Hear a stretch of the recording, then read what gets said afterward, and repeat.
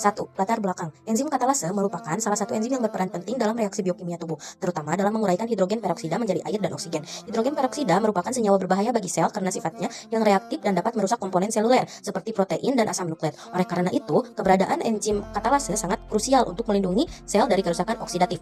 Kentang merupakan salah satu sumber enzim katalase yang dapat dengan mudah digunakan dalam praktikum biokimia. Kentang dipilih karena mudah didapatkan, memiliki kandungan katalase yang relatif tinggi, dan mudah diolah dalam bentuk bahan praktikum. Selain itu, kentang juga mewakili jenis tumbuhan yang umumnya digunakan penelitian aktivitas enzim.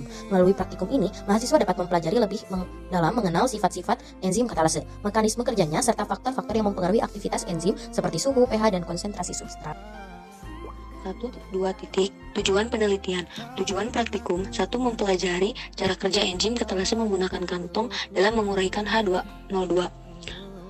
2. Mengetahui faktor-faktor yang mempengaruhi aktivitas enzim katalase mengamati. Dan 3. Menganalisis hasil reaksi dari praktikum tersebut menggunakan penguraian substrat hidrogen peroksida H2O2 yang terdapat pada kentang. 1.3. Manfaat penelitian. Penelitian ini bermanfaat untuk mengetahui bagaimana kondisi hidroponik mempengaruhi proses perkecambahan, pertumbuhan, dan perkembangan tanaman kangkung, serta membantu masyarakat dalam memahami cara budidaya hidroponik sayuran dengan optimal. 2.1 Metode praktikum.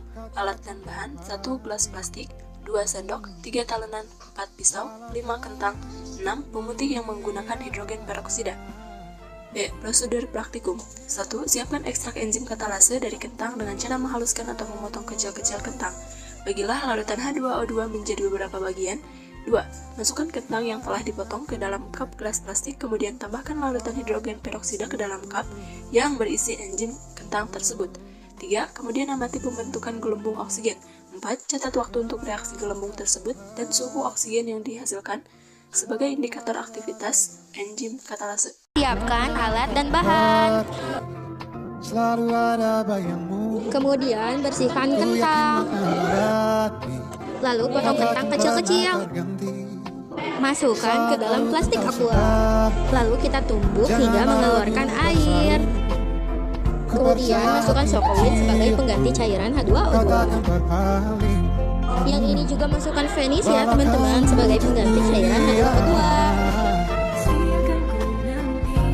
Wow, langsung bereaksi ya teman-teman. Ini adalah gambaran kentang yang dimasukkan cairan Venice yang didiamkan selama kurang lebih 3 menit. Nah, kalau ini adalah kentang yang sudah didiamkan selama kurang lebih 10 menit.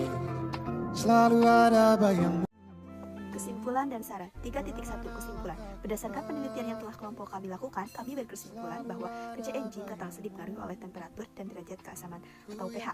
Jika suhu terlalu tinggi, maka enzim akan mengalami kerusakan. Jika pH terlalu asam atau basa, enzim juga tidak dapat bekerja secara optimal. Namun, kerja enzim katalase pada suasana basa sedikit lebih baik daripada kerja enzim katalase pada suasana asam. 3.2 Saran. Jika ingin enzim katalase dapat bekerja secara maksimal, maka harus berada pada lingkungan bersuhu netral. Juga dapat menggunakan hidrogen peroksida murni agar hasilnya lebih terlihat. Walau kau ujung dunia,